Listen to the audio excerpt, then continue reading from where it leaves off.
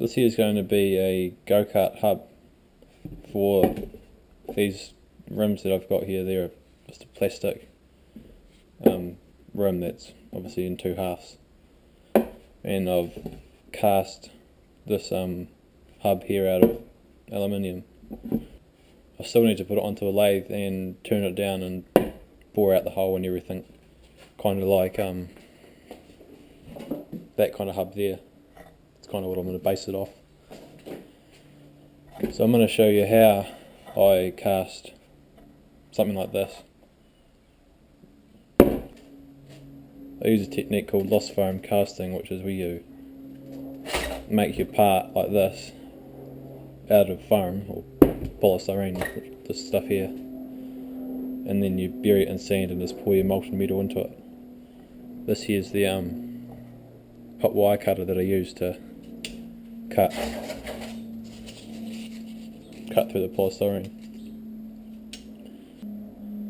All this here is just a frame that I made out of box section with a piece of wire that goes between here and down to the bottom, which is just a just tie wire. It's nothing special. I just don't even know if it's not stainless or anything. It's just galvanized steel wire that I've got hooked up to a 12-volt motorbike battery. This here is obviously the switch for it, turned off and on, and one side of the battery goes straight to the bottom of the wire, and the other side goes through the switch then onto this piece of wire here. The reason why I have this wire here is so that I can kind of use it like a controller to vary how hot the wire gets by moving it closer or further along, because the longer the wire is, the more resistance you have, so the colder your wire will be. This piece here obviously will heat up as well, but it doesn't really matter. I found that if I hooked that right onto there, it was too much current and it just made this wire glow red and snap. But the way I've got it set up now, it cuts reasonably well. It's not a very thin cut.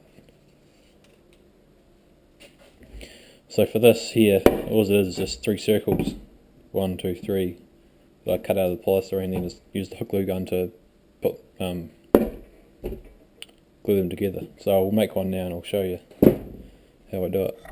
Forgot to mention before, there's these plastic pieces on the top and bottom so that it insulates it from the steel frame so you don't get a short circuit.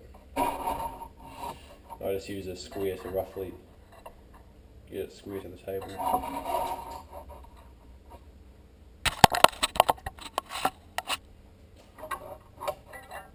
It doesn't really have to.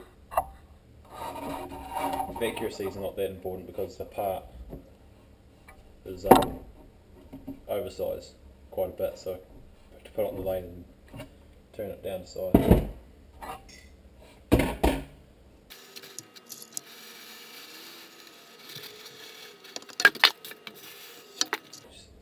To get the circles, I've just got these 3 holes down here that I can chuck a drill bit onto and just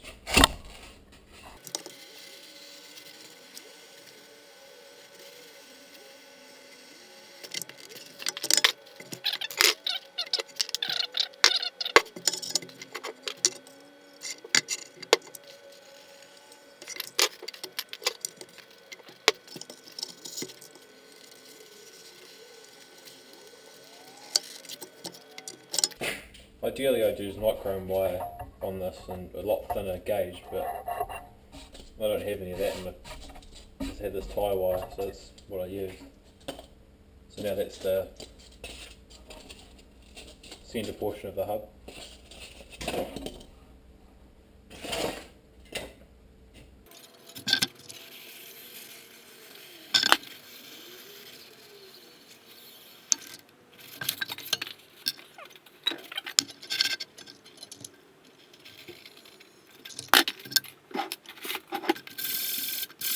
This is another one that I cast when I did this one, but it didn't turn out. I changed the riser, which is the part that you, this part here, which is another piece of polystyrene that you use to pour into. So this here, whole thing here, was buried in sand up to this point, and pull the aluminium down and it melts, vaporizes the polystyrene away and you leach with your metal. But with this one here, there's a big void through here. It had a cold, almost like a cold form all around there. It's either because I didn't pour it fast enough or because the spew or the riser on the top here was too narrow, which it was. It was the one.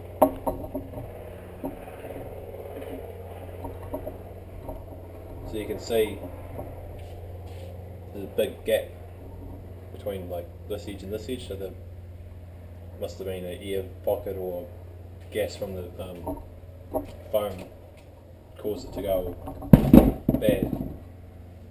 This one here's got the same sort of funny edge around here as well, but it's not as bad, and I think I'll get away. I think I'll get away with it once I machine it all down, because obviously it's going to be reduced down in size by quite a reasonable amount.